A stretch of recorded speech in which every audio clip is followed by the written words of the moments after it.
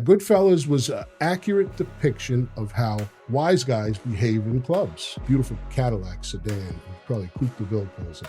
Shimmery, shiny Cadillac. The passenger window rolls down. Guy's got his hand on the steering wheel, pinky ring, he's in a velour sweatsuit. He looked like a good fella, My dad was a detective, Manhattan Robbery Squad, Artie Johnson. But he was fed up with me being a nightclub bouncer, so you got to get out of that work. For the 25 years, I had the pleasure of having a father. He died when I was 25. Interesting, when I told you I appreciate the title of your podcast, my dad died about 11 months after he retired. I was the new guy, and we managed all of the rape cases in Brooklyn, all of the felony sex crimes in Brooklyn. It burns in your brain, and it just, I managed between 10 and 12,000 child abuse cases in my 5 years there. What are some of the signs that you may see or the commonalities that you may see with the parents or with the adults or with the suspects?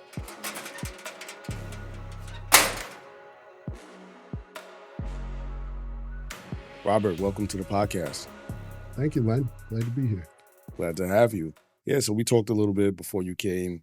One of the things that I was very interested in is the fact that you were a bouncer in the 80s and 90s in New York City. Yeah, this is true. That was a highlight of my life in regards to post-college, college years and post-college years, in the grind as a young man with a young family. I was able to get jobs, based on my brawn, based on, I was a football jock in high school and in college. And a friend of mine come to me at one day, one semester, I guess it was spring of '85, and said he had a friend who was hiring. You ever been a bouncer before? And I said, no, I've never been a bouncer. I was a security guard at the time. I was doing some retail security while going to college, and it sounded interesting. I like to hang in clubs, what college kid didn't, Sure. and I called up the contact, went in for a meeting, and they hired me, So I started probably bouncing in nightclubs in 1985. And I worked in clubs all across Queens and broke into Manhattan in the late 80s and into the 90s. And post-college, I used, I was on Wall Street for a couple of years using my education. I was a business major at St. John's University, and I went to Wall Street for a couple of years, and I was working on commission. And I wasn't very successful, trying to sell investments to people who are of humble means, where you come from. You talk to people and I was pretty much educating people on investing, but not closing a lot of deals. And I had a wife and a young daughter. And I was like, you know what, let me keep this bouncing thing going. So I ended up making money to support. My wife and I both worked, but my source of income, aside from a deal every now and then I would close, was based on working nightclubs. Yeah. Did you work for any infamous nightclubs, any well-known clubs? Yeah, well, I was in Queens. For those people who are familiar with the clubs in Queens, I worked at a place called the Green Parrot. It was on Northern Boulevard in Bayside. That was my first gig. And it was a fun place to be. It was a fun time to be in the clubs, summer time. It was a new wave kind of club. They had a lot of musical acts that were cover bands for the new wave punk rock type scene, and the job was pretty much keeping the drunks and the party goers off the stage, letting these kids do their thing and sing and party, and keeping the party going and keeping the party safe. So that was the Green Parrot. That was a notorious club on Northern Boulevard and Bell Boulevard. I say notorious because it was famous. This was 85, 86 in that realm. And it had been a nightclub and changed names a couple of times. It was originally called a club called Eliphas. And why it's notorious is because it was a nightclub where the Son of Sam serial killer was stalking and lurking. Really? Yeah. He never struck. I don't think there were any victims that came out of the Eliphas, later to be the Green Parrot, but he was caught based on a parking summons he received outside of the Elephant nightclub. No way. Yeah, so that's a cool story that was kind of eerie. I'm working in this place. That guy was like, I grew up in the '70s in Queens, and yeah, he was all in every newspaper every day, while he was stalking his victims. So that was the Green Parrot, and then as in that business, if you're good at it, people are impressed with you. They slip you a card. Hey, you looking for more work? Things like that. And I had the fortune of getting a job at Silver Screen nightclub, which was a really, really popular nightclub in on Steinway Street in Astoria. Okay. Actually, I got that job I canvassed for that job. I walked in and asked for that job. I got my best suit on, and I went in there because Green Parrot had closed down, and here I was now, graduating, working a commission job. I need to get more night work, and I walked into Silver Screen one night. I spoke to the doorman. He looked me up and down, and he was a sharp guy, and he says, "Hold on a minute. Give me a minute." And he went and got the manager. The manager brought me in. He looked me up and down. I was well spoken, well dressed, and he gave me a business card. He says, "Call this guy, and he'll set up a meeting for you." So I did that. I walked out of there. Oh wow, look at that! I got a call back or whatever. So I called up this guy, and it was very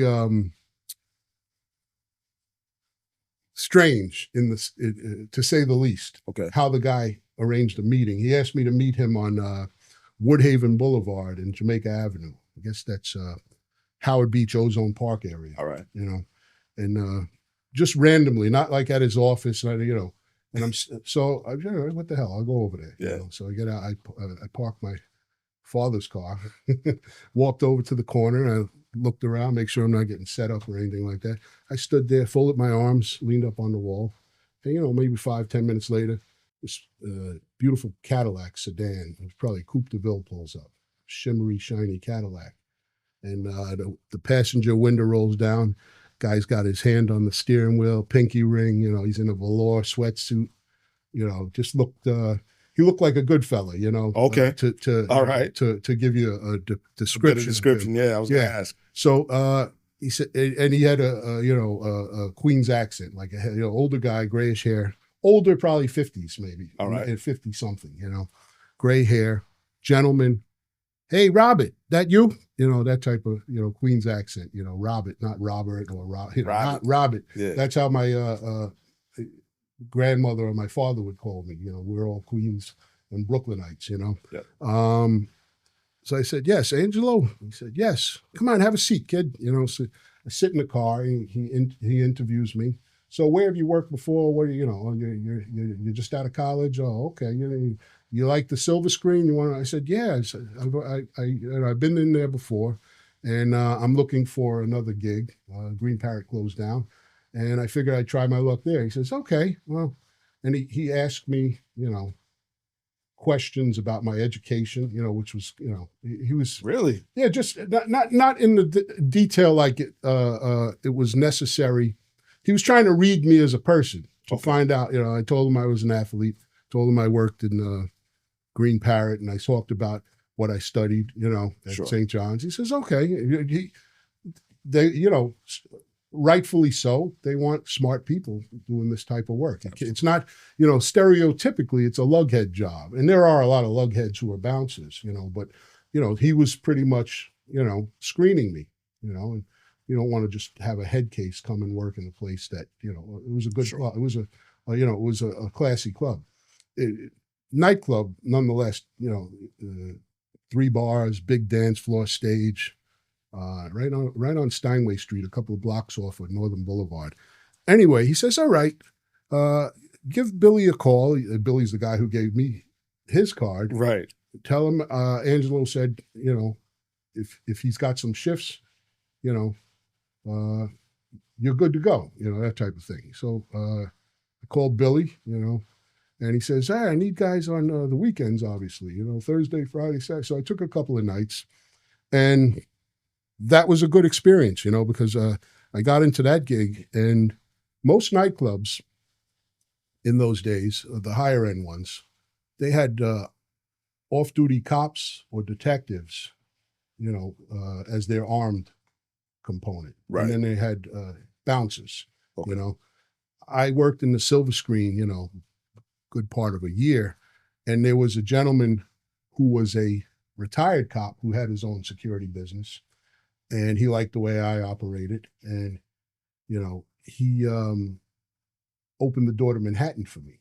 He says, "Hey, Rob, I know you're here a couple of nights a week, but I got a spot, I think you'd be good at. You interested in working in Manhattan?"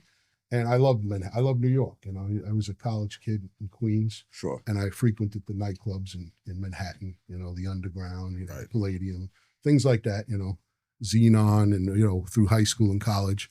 And he said, yeah. So he hooked me up with a place called Cafe Iguana. Now, it was a pretty much Tex-Mex restaurant, Southwest. Iguanas. Yeah. Well, it used to be the one you're probably familiar with is on 54th Street. Yes. It closed. That one closed down. I think it's being renovated. But the original one was on 19th Street and Park Avenue South. Okay. So, and it was a restaurant, 2 floors, bar on the main floor with a giant glass iguana over it. Second floor bar. Lounge in the back at the second floor. It was a very nice place. Good Southwest Tex-Mex food. And Thursday, Friday, and Saturday, it turned into a cabaret. You'd have the after work crowd, right? And then it would turn into a nightclub. They'd close the curtains on the windows, Right. Big, high 2-story glass windows, close the curtains. The DJ would start playing music. And then the work crowd would kind of leave, or some would hang back. And then you'd get a night crowd in there. And it was mayhem. It was a wild club from Thursday to Saturday. Thursday, 3 nights. Sunday too. They were open 7 days a week, but the big nights were Thursday, Friday, Saturday, and it would get kind of violent. Because you'd get a crowd of Brooklynites and people from Queens or whatever. But there was a frequenting of mobsters and mob wannabe types, Okay. soldiers, in the family will remain nameless. Right. And this was in the time, it was 89, 90, I'd say. And a notorious gangster was very popular at that time, beating cases. I don't have to go any further than that. Yeah. But there were a lot of hangers-on. Some of them legit soldiers, some of them, captains or whatever. They'd come out and, just like in the movie Goodfellas, I saw that movie and I was like, oh my God, they really behave like that, and these guys. So it was a real depiction of it. Yeah. Goodfellas was an accurate depiction of how wise guys behave in clubs. They are, they can go from 0 to 60 just because the waiter was late with the water or something like that. They would smack waiters around, smack bartenders around, and here we are, we're not connected to anybody. We know how to fight and, Right. and break up fights and all of that. But these are the kind of guys that would kill you, If you intervene. If you at the end of the night, there'd be a drive-by shooting, that type of shit. Really? Am I allowed to curse on this? I'll You're good. all right. Yeah. I didn't mean to let that fly, but You're fine. point being is these are the kind of guys that now, after doing it for a while, you would know who the players were, and it was as a hungry, thirsty young 21-year-old, amongst others, and some older guys who were just, kind of burnt out doing bouncing jet work. Yeah. Any extra dollar you could get, on top of the base pay, I think they were giving us $60 to $80 a night. All It was right. good money back then in the Yeah, 80s, yeah. because waiters, work on tips, bartenders also $40 a night, Sure. and whatever tips they get, Right. something like that. But so they would give us $80 a night. And then there was what we used to call the dummy line, people who hang around online at a nightclub but never get in.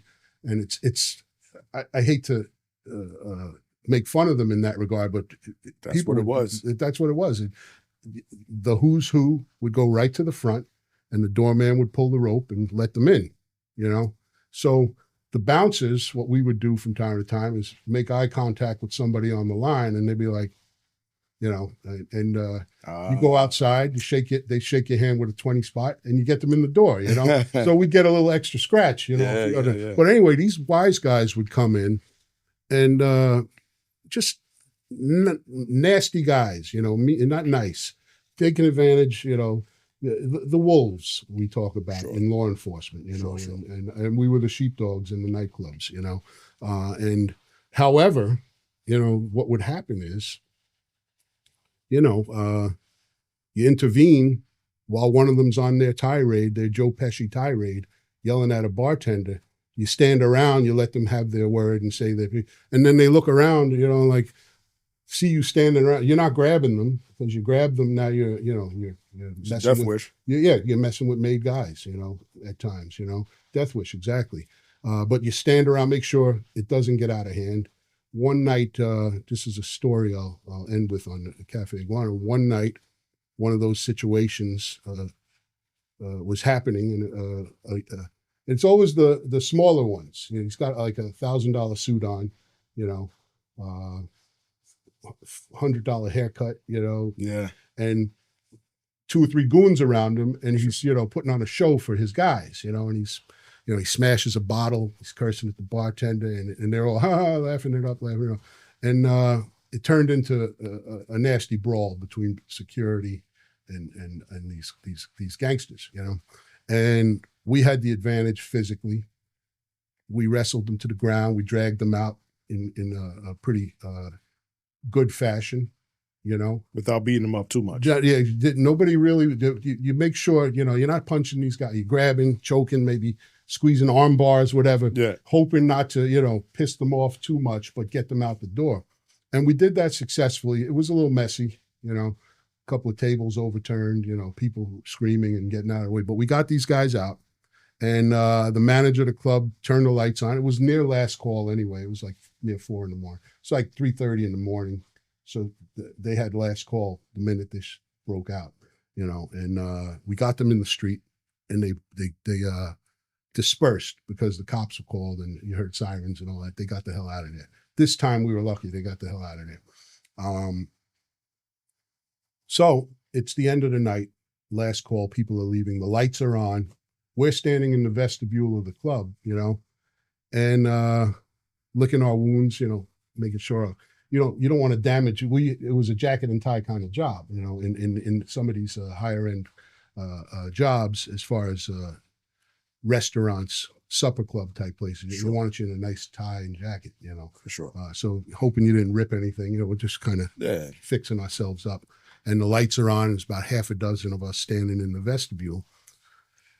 And a gentleman walks up, and the doors are closed, and he goes like this. He waves to us, and you can look at him and say, oh, this guy is somebody, you know, somebody of importance to these idiots we just threw out, you know. And so one of the guys opens the door. Can we help you? He said, yeah, guys, can I have a minute of your time? I'm here in peace, you know, words to that effect. I said, and they said, sure. So we let him step in, and he looks at us and said, listen, I just want you to know, if my people are involved in anything here, it wasn't a reflection of my people. You know, they'll be dealt with or whatever. And I just want to apologize. And it was like, wow, this is weird. Somebody must have sent him there, you know, because a phone call was made from the management or the ownership of the club. Sure. You know, they're connected. Right. You have to know somebody in the mob to run a nightclub, I believe, in New York City. I would assume. You know, I was a soldier, so I'm just guessing. But you pull out a wad of cash, like fresh, crisp bills that thick, a brick, just in true gangster fashion, out of his, you know, $1,000 wool coat, you know, or whatever. And he started peeling bills off. He hands one to them, shakes this guy hands. He goes around Robin in the vestibule, shaking our hands with bills, you know. He says, you won't be seeing me here ever again, and hopefully none of those knuckleheads will be back here either. And he said, "Good night, gentlemen." And he walked off into the darkness of the night on Park Avenue.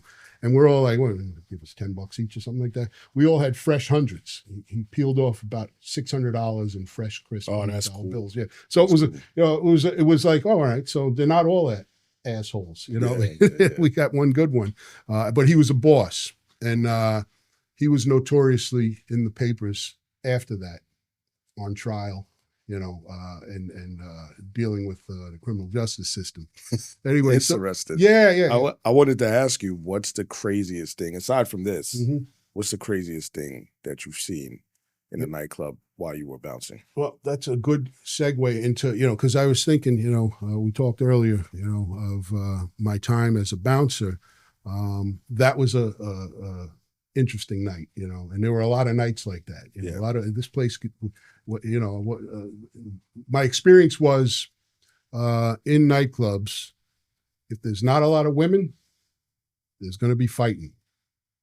You know what I mean? Because there's too many men, right? And booze and drunks and neighborhood competition or whatever, or just bumping into people leads to fights. Sarcastic waiter or bouncer says the wrong thing, and things happen. So that was a thing. If a club had a good balance of men and women, where guys could talk to girls and have a shot, it could be a good night. Okay. But when there's an abundance of goons and a lack of the feminine type, guys are stupid, young guys in particular, and booze just make them dumber, So they could be violent, On another such night, similar to what I just described, I moved from Cafe Iguana to another place, a higher end restaurant. It was called Cafe Society, 2 or 3 blocks away from Cafe Iguana. It was on Broadway and I believe 16th or 18th Street. It's foggy to me now. Mm-hmm. We're talking about 35 years ago, whatever the time, whatever the year was that this occurred. This was my last experience in a nightclub. And Cafe Society, for reference, for movie fans, very popular comedy, a very popular comedian, Eddie Murphy, was in a movie called Boomerang. Boomerang, yes. Right. You remember Boomerang? Yes. And I'm sure some of your viewers, if they're Gen Xers like me, at least millennials will know what Boomerang was. For sure. Very good movie. Very Martin Lawrence, Eddie Murphy, and those cats.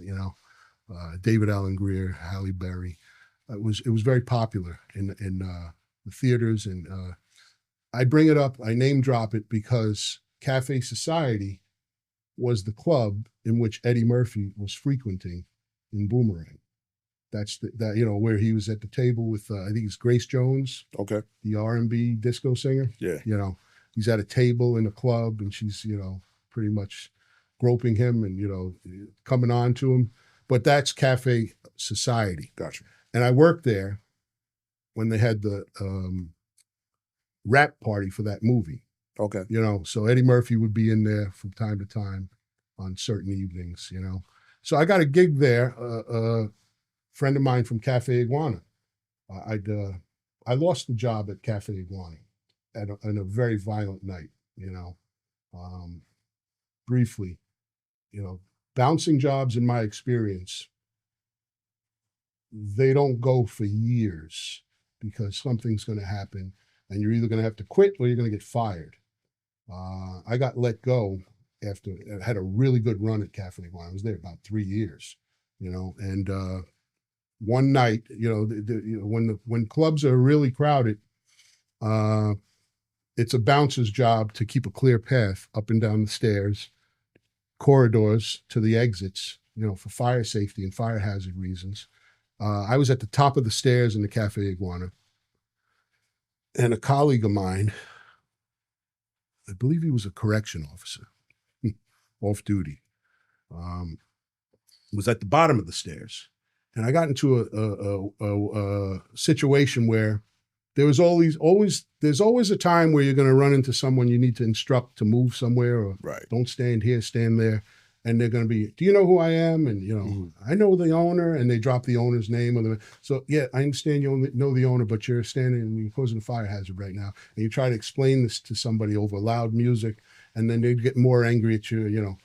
So the stairway became a log jam because I'm having this conversation with this idiot, you know. And my colleague's like, what the hell, Rob? What's going on? You know, he's, get that guy out of here. Get him out of the way. I'm trying to be as, you know, because he knows the owner, number one. Yeah. And I believed him the Right. way he was talking and degrading me, you know, like you're beneath me type. One of those type situations, you know. And my colleague had had enough of me trying to explain to this moron why he needed to move. And he didn't realize it's a friend of the owner, you know. Owner's nowhere around, no managers Right. around.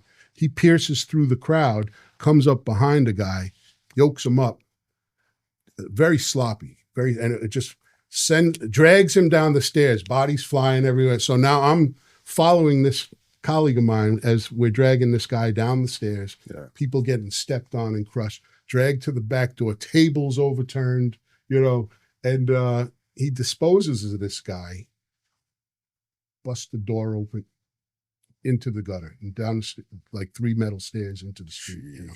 And it's like the guy's just lying there. I was like, uh-oh. Yeah. Anyway, when the smoke cleared from that, you know, the only guy he remembered was me. That was the one he was talking to. Gotcha. And he was a friend of the owners. I believe that's what the story was. It's been a long time, obviously. Gotcha. And they let me go that night, you know. Gotcha. So I ended up getting a job with a colleague who's a friend who worked in Iguana with me, got me a job in Cafe Society around the time of Boomerang, you know. And that was my last. I was there for several months, if not more. I don't know. Okay. Fall all the way to spring, close to May, you know, of '92. And one fateful night there, that night, you know, that you asked for. I know I'll give you an extra story. My last night as a nightclub bouncer, I was working at Cafe Society, and similar situation with the wise guys, you know, Brooklyn Cats and sharkskin suits, you know, letting everybody know they're gangsters, you know. Yeah. There's a pool hall. They had 2 or 3 pool tables on the second level of Cafe Society, and the basement was a pool hall, like dozens or so, a dozen pool tables. Okay. Just for pool. I think it was affiliated with the club, but it was a separate entrance to the pool hall. But so these cats are upstairs playing pool, you know, and the club gets really crowded. It was a busy Saturday night, and a fight breaks out.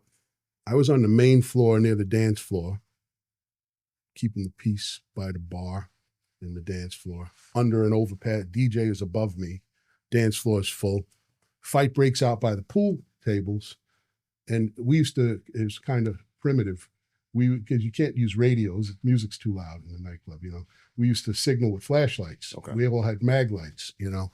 And if somebody needed help, 2 flashes or everything's all right, 1 flash, whatever. We had a code, you know. So I get hit with a flashlight in the eye. Oh, it's a fight upstairs. So make my way through the crowd, get upstairs, and it's mayhem, you know. So it's half a dozen wise guys beating the hell out of 2 guys. I think it might have been a dispute over pool or whatever. Okay. And we hemmed them up, scooped them up surgically. This was a really well done removal, you know, not sloppy like the one that got me fired at Cafe Iguana, you know. Yeah. Anyway, we pierced through from upstairs to the downstairs to the side door, and we tossed these guys into the street, you know. You know, knowing who they were, you know, we weren't rough with them, but we had them hemmed up, and they were struggling the whole way. And it's like, you know, no real fists flying from us to them, but they were wrapped up, you know, expeditiously and out the door. Okay. It was about half a dozen of them, and probably about half a dozen of us, you know. But they were, you know, we were goons, you know.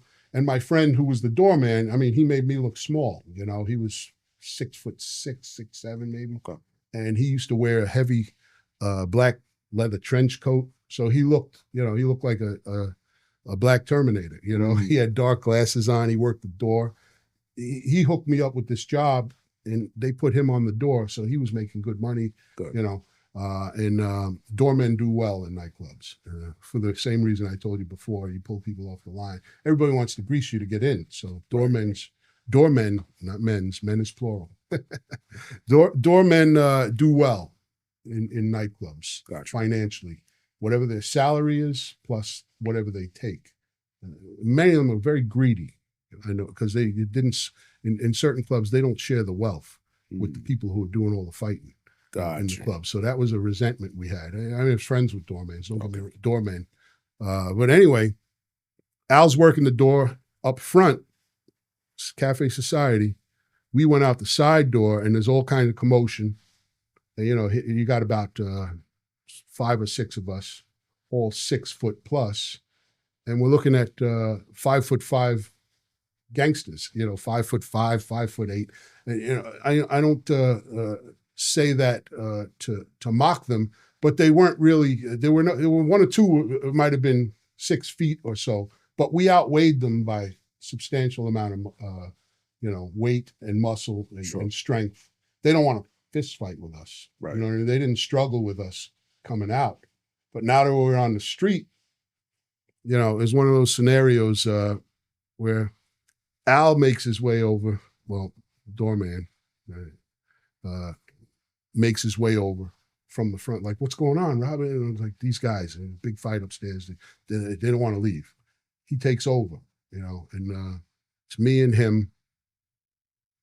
The manager starts pulling people back into the club to get the patrons off the street and leave us to disperse these knuckleheads, you know.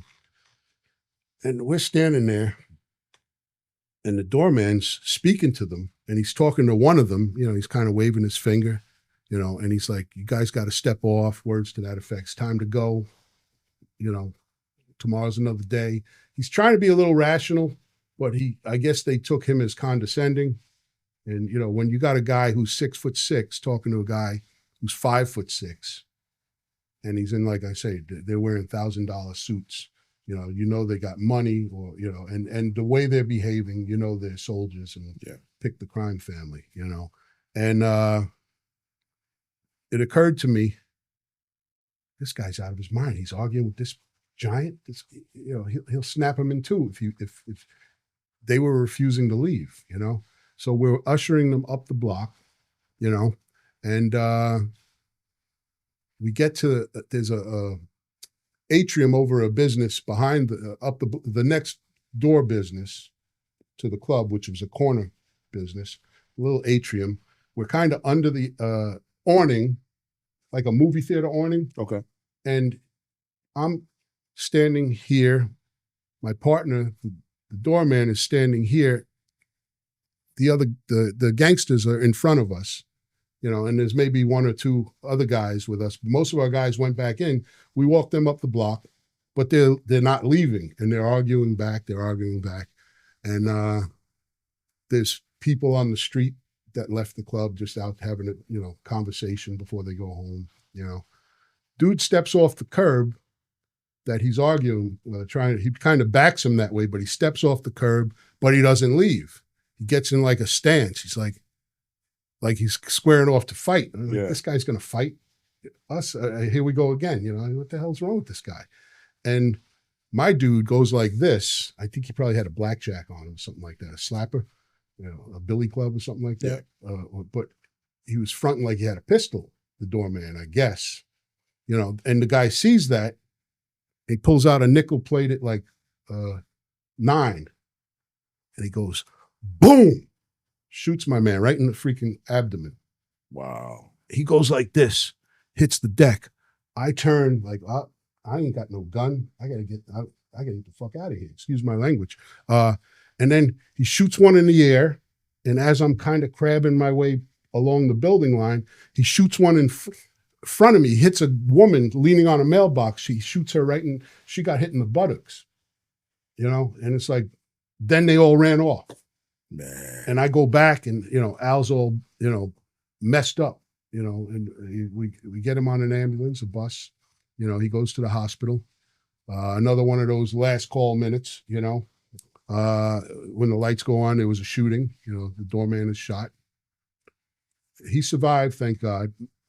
My partner and I, one of my closer friends who we worked together with him in Cafe Iguana, went to visit him in the hospital, and he was alive post-surgery the next day or two after.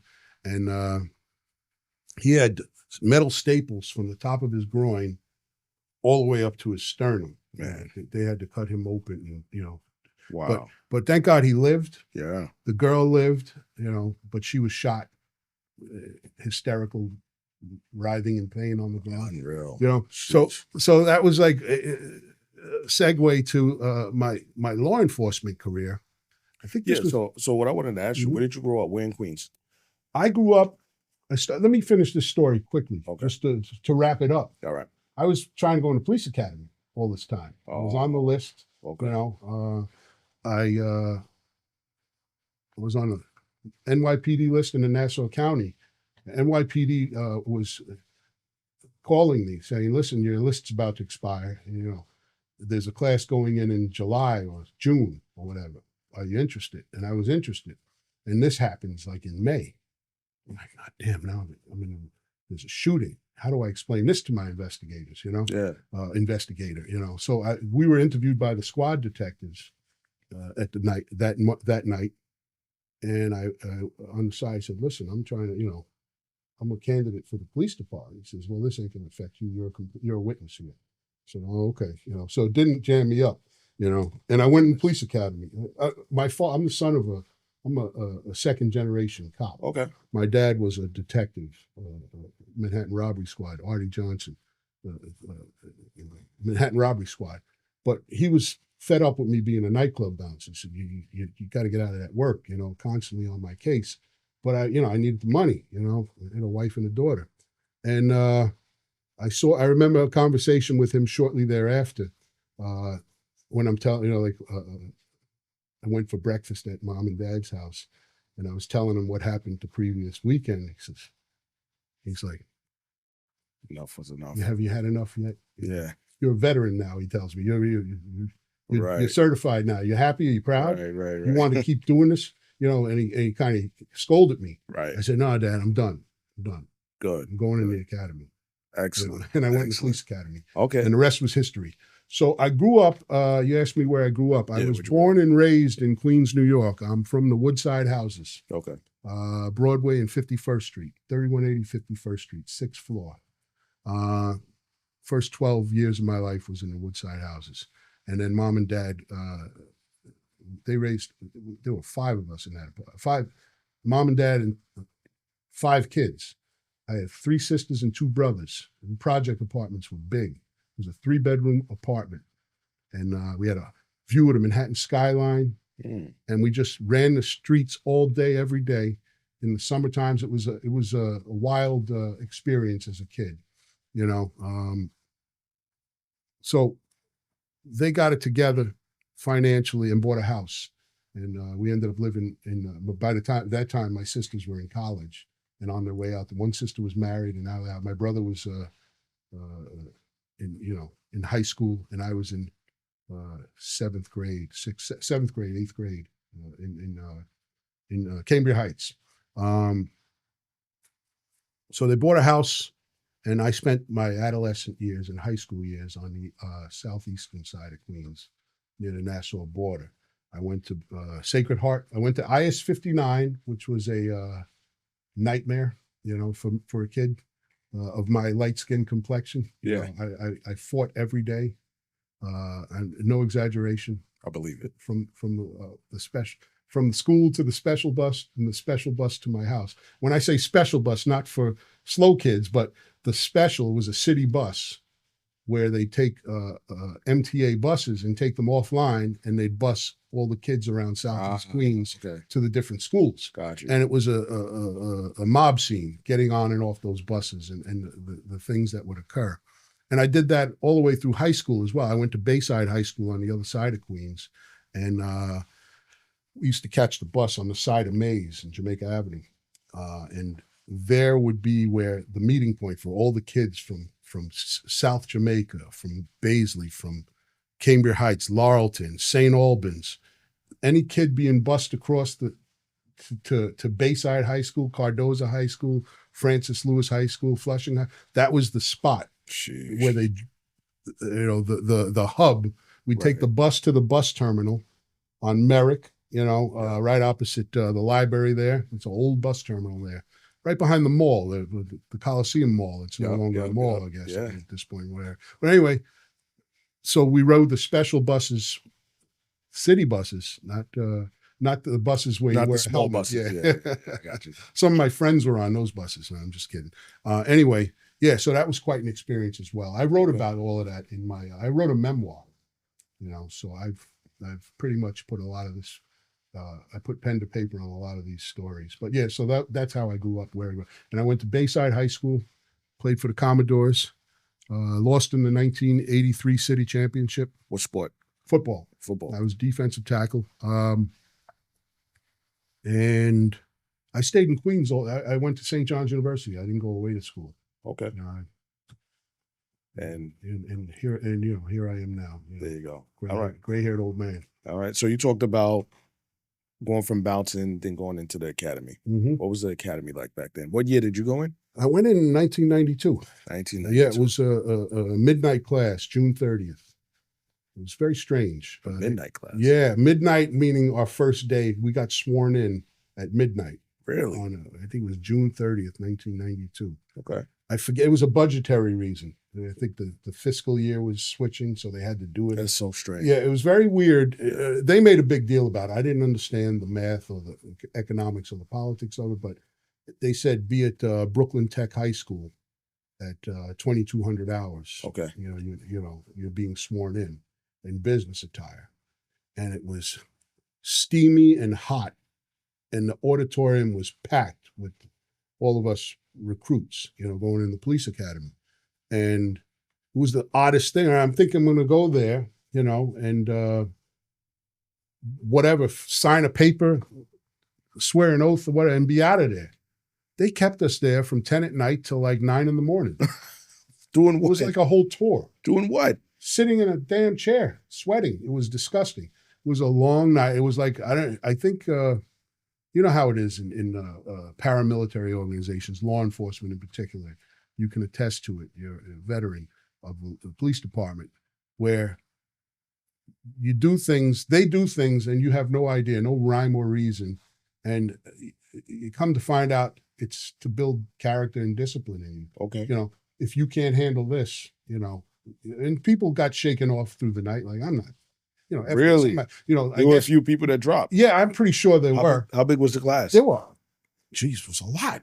The auditorium was full. We were I'd have to say it was at least a 1,500 person class. A lot of people wanted the job back then? Yeah. Oh my goodness. Yeah. Yeah. I was in an academy class with well over 1,000 recruits. I forget the specific number, but sure. We were sworn in. And the next morning, 9 o'clock, I didn't even realize we were sworn in at midnight, but they made us stay there while all of the super chiefs were sleeping, I suppose, and it's like we're getting coffee and going around the corner looking for egg sandwiches, trying to, they had bottled water, but people were fainting and passing out. And this is the academy at 23rd Street? Yes. Yeah, okay. Exactly. 23rd Street. Yeah. The older academy. So at like 9 in the morning, they call us to attention, like, all right, what now? Are they going to finally let us go?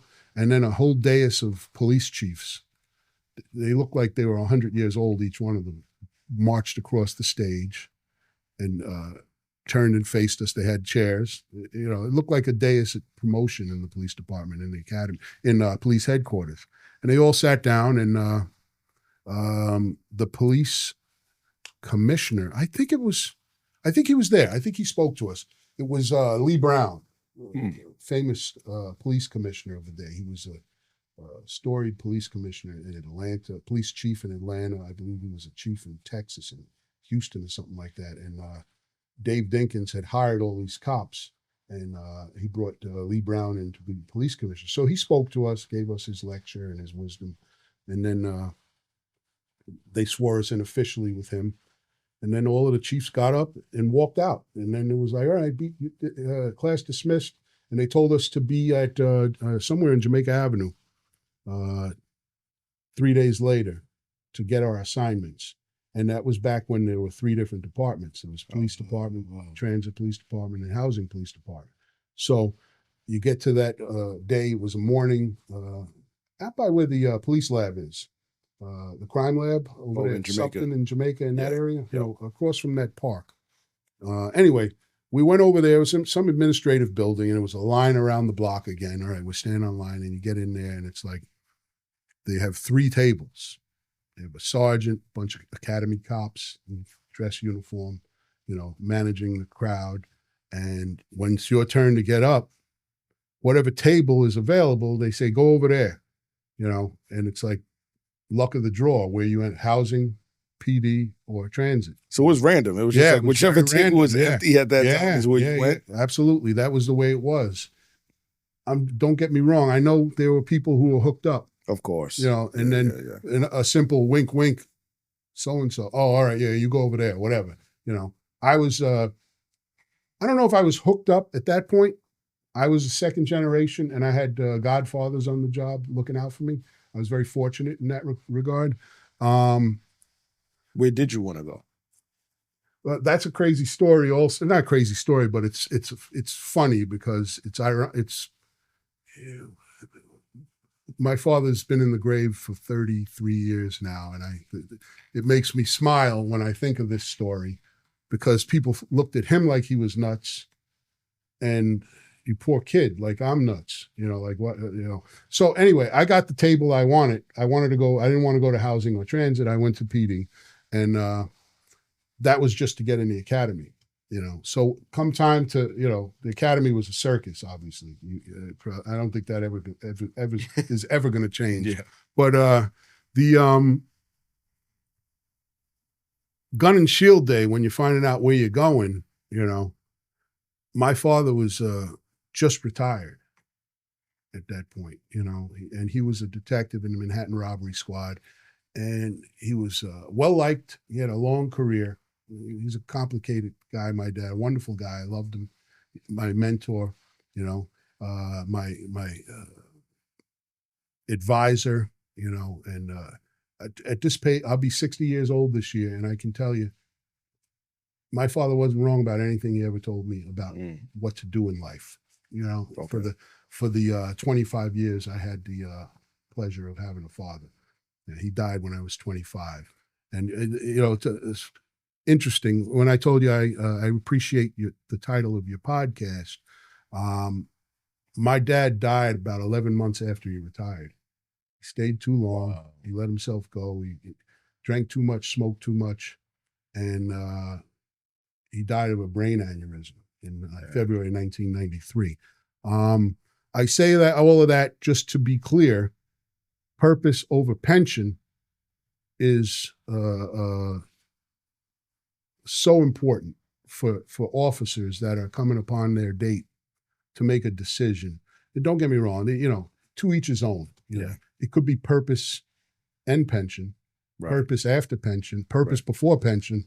I share that story because I went in the academy, and my dad was my hook.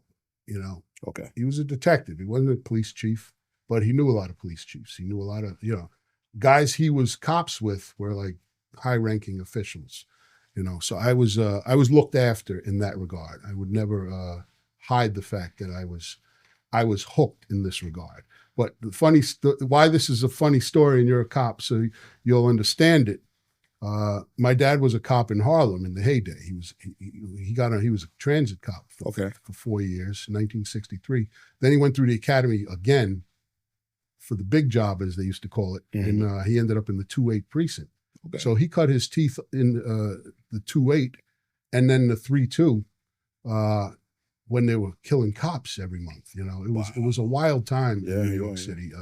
With all of the violence and the heroin epidemic. And sure. My dad was in the public morals division between the 2-8 and the 3-2 around the time of the Knapp Commission, and the build up to that. Sure. And I don't need to speak on the corruption and all that went on with that, but my dad wasn't a subject of anything. They just kicked everybody out and didn't promote them to detectives. My dad ended up in the 3-2 precinct for about 12 years, from 72 maybe to 84. Yeah, I think it was around. So here comes time for me. And then he ended up in the Manhattan Robbery Squad. He became a detective there.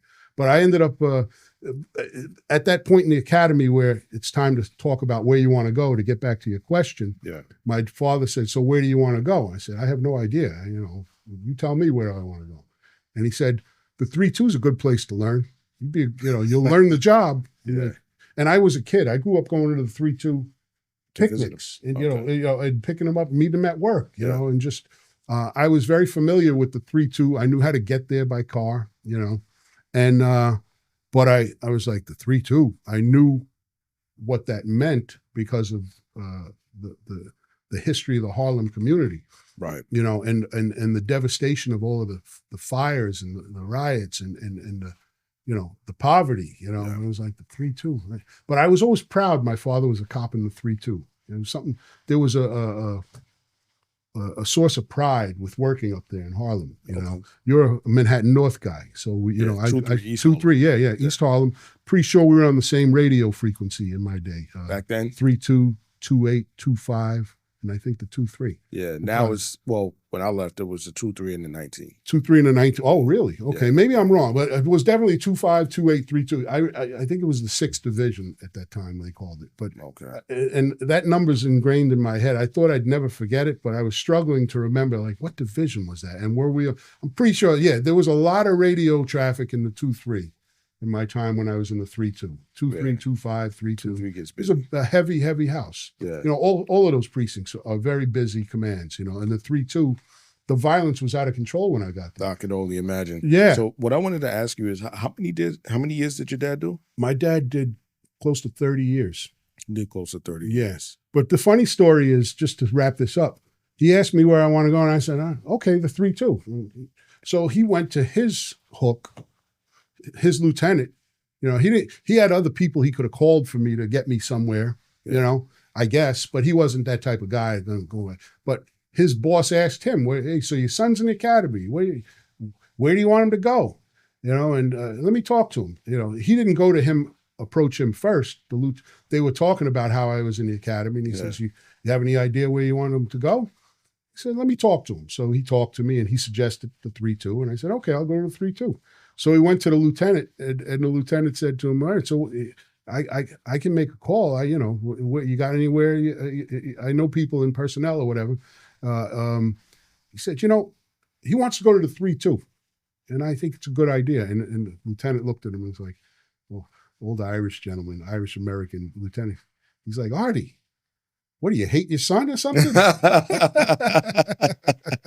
I guess they had a laugh over it. He says, nah, but I want him to learn. I want him to, go up to the 3-2. He'll learn how to be a cop. Yeah. And learn how to be a cop I did. I went to the 3-2. What's the best advice that your dad gave you in regards to being a police officer?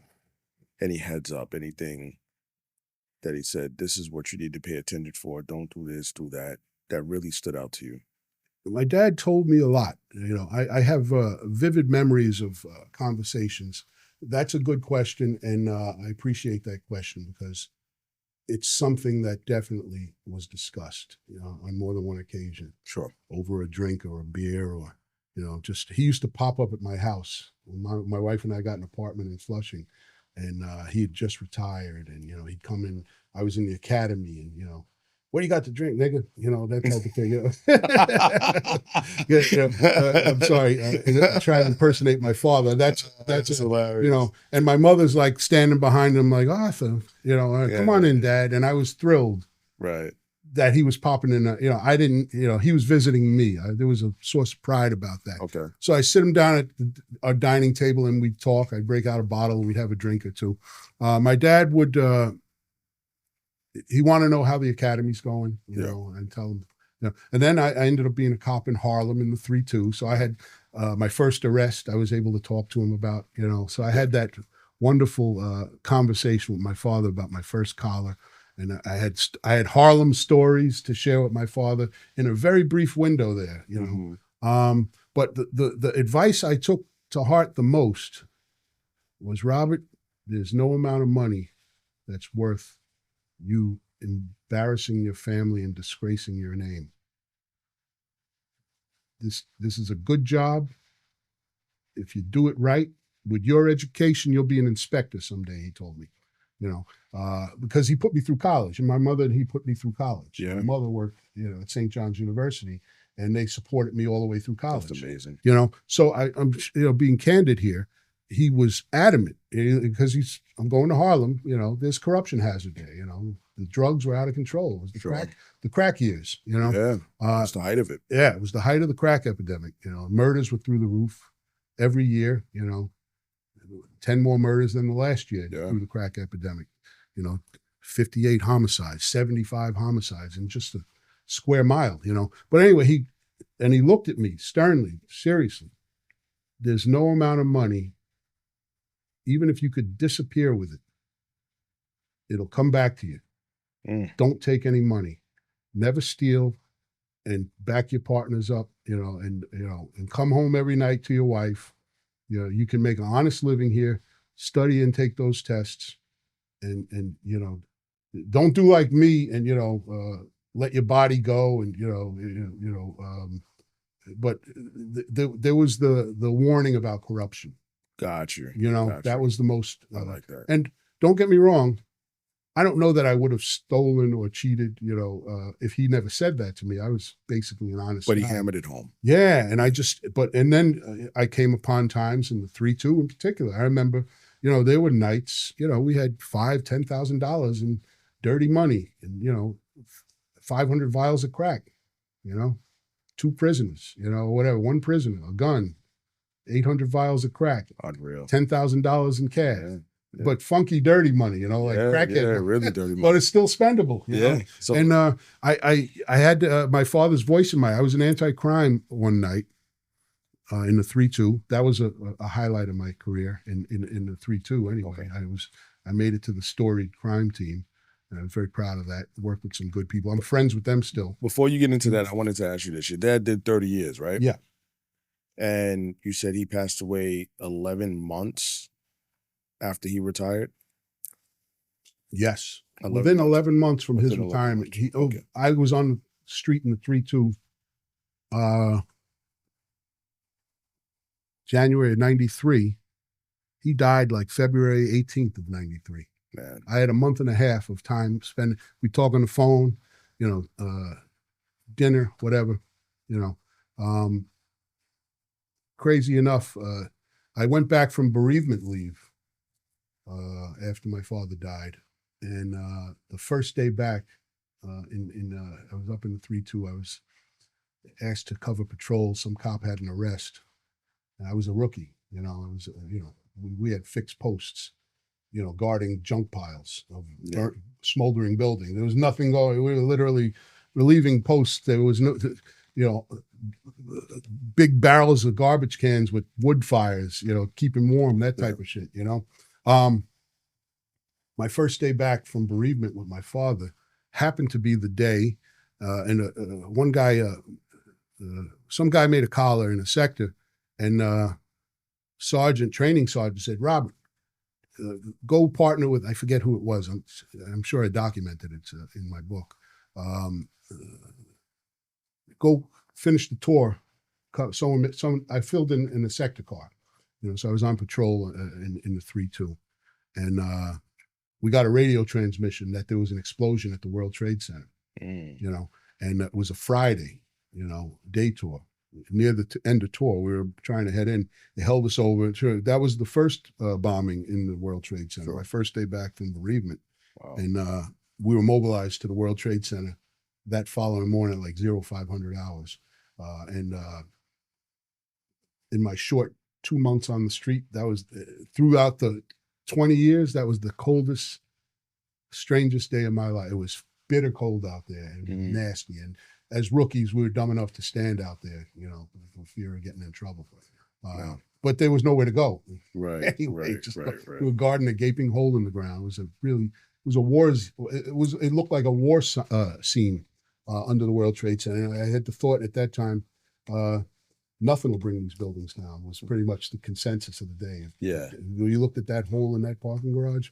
Anyway, yeah. I'm sorry. So yeah, we're getting off track here. Yeah, it's all right. What I wanted to ask you is him passing away 11 months after you getting on the job, or him retiring, right?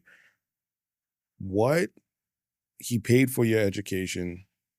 Him and my mother. Him and your mother. My mother was crucial to that. Right. But my dad supported us. He was a stand-up guy, all five of us. Right. So would you have rather him not be able to pay for your education and be home with you, or to spend more time with you? Or do you feel like the 30 years, even though you didn't get to have that relationship with him, but he was able to provide for you, was worth it? Well, come on. That's a no-brainer. 100%. I would have rather had my dad than not have student loan debt. I'd take student loan debt for the rest of my life. Well, my dad the reason why to live a long, happy life, and he died. My son never met him. My daughter, my oldest daughter knew him. She was about 4 or 5, but my middle daughter was a toddler when he passed away. Absolutely. Yeah. And the reason why I ask this question is because there's a lot of cops that listen to this podcast, or a lot of cops that are out there, and they're busting their tails for their kids to go to college, buy them cars, pay for prom, whatever the case may be. And they think that that is what matters more than them being home and building a relationship with them. So being that you were in that circumstance, your father was a police officer, you fit the perfect avatar as that child that wishes that their father was home and they built that relationship with them, as opposed to just focusing on the provision aspect. Yeah, it's a no-brainer for a loving father. Yeah. And a son who loves his father, or a daughter who loves his father, mother, etc., because it applies to female officers as well, obviously. So your title of this cast is extremely relevant in my life, and I kind of told you I was enjoying your content. Thank you. I enjoy I appreciate the title of this, Purpose Over Pension, because my dad died, and that was in line with your podcast title. I was a 20 and out guy from day one. Because do you think it was because of your father? Absolutely. Wow. Because we were pressuring my dad to retire for 9 years, and take better care of himself. Really? But my father loved the job. He loved his colleagues. He loved being a cop. It was, it was his identity. It was his identity. Yeah, it was. He was, and he got that detective shield after he got stiffed for it with the public morals years. A lot of guys ended up back on patrol and never got their shield. And there was no 18-month rule back then. But anyway, my dad loved being a cop. He loved being police. He was good police. I've heard nothing but I've heard a lot of wonderful things about him, and other things I cringe about, from some of his colleagues. Yeah. But he was generally loved by his colleagues. But he was a good cop. He was good police. And we when he was hitting around the 22 mark, 23 mark, his health was deteriorating. 25, Dad, when are you going to? Why don't you just retire? It was very sad, actually. This is something that could be helpful to officers who are in that world now, 24 years, 25 years. Should I stay? Should I go? The Clash song comes to mind when I say that. Anybody a punk rock fan? I'm just showing my age here. My mother was home sad all the time because he was still going out at night to work, and my dad it bugs me to this day because I hated working the New Year's Eve detail. And I did it about 16 years. In 20 years, I probably did 15 or 16 New Year's Eve details. As a cop, I was a rookie at every rank. I had a 20-year career packed with a lot of experience. I did 40 years of police work in 20 years. If I was to ever tell you about the places I worked, sure, and how I got promoted and had to leave, yeah, but I don't get me wrong. I have wonderful nostalgia about New Year's Eve, especially the millennial. When it was pretty 2000. emotional. When 2000. Yeah. The build up to 9/11, but 99 to I didn't want to go out there in 1999. I had Prince's song in my head. 2000, we're gonna party like it's 19. Fucking New Year's. I'm in Times Square. You're working, freezing my ass off. Yeah. So I didn't want to work on New Year's Eve. I was forced to work on New Year's Eve all 16 times that I did it. You're voluntold. Yeah, exactly. 100%. Yeah. My father, for 30 years, volunteered to go to New Year's Eve. No. Yeah. The man was, I don't know. So he was really about the job. Through it. Don't get me, I'm sure he was voluntold also, but he didn't have to be. I'm sure there were times he volunteered to do it. He just seemed to, he just put the bag. He was a jacket and tie guy in the squad. And even in those years, 25 years on the job, he's leaving my mother at home on New Year's Eve to go stand in Times Square in a doorway. Wow. He didn't want to let go. And we were just, Dad, you should retire. Work, get yourself in, in shape, get healthy, point being is, I appreciate you sharing all of that. Yeah, it's very personal, obviously. Yes, but, and I know it hits a soft spot in your heart. It's old news now. I wrote a book about it. So okay, all right, I'll be reading that. I'll be reading that. Yeah, I have a memoir. Okay, it's called From Prey to Protector: My New York Story. All of these stories are in that book, and I have a couple of crime thrillers out. I decided to write in the last 4 years. But yeah, the purpose over pension, I'd advise anybody who is at the 20-year mark and in questionable health to consider leaving and getting their life back from the New York City. It's a wonderful job. It's provided for me and my family. I had a good career. My dad had a long, storied career. It beat him down. He beat himself down. But if you're at that point where it's not about money, if it's not about money and you need overtime, and if your money's right, your numbers are right, and your health is questionable, have a conversation with your loved ones and call it a day. And what could it hurt? There's a lot to do outside of the police department. For sure. At what year again did you say that you started to see if his health decline? So he had it's probably in the 80s. He retired in 92. So in the early to mid 80s. So like he was starting to slip. At around 20 years, he was starting to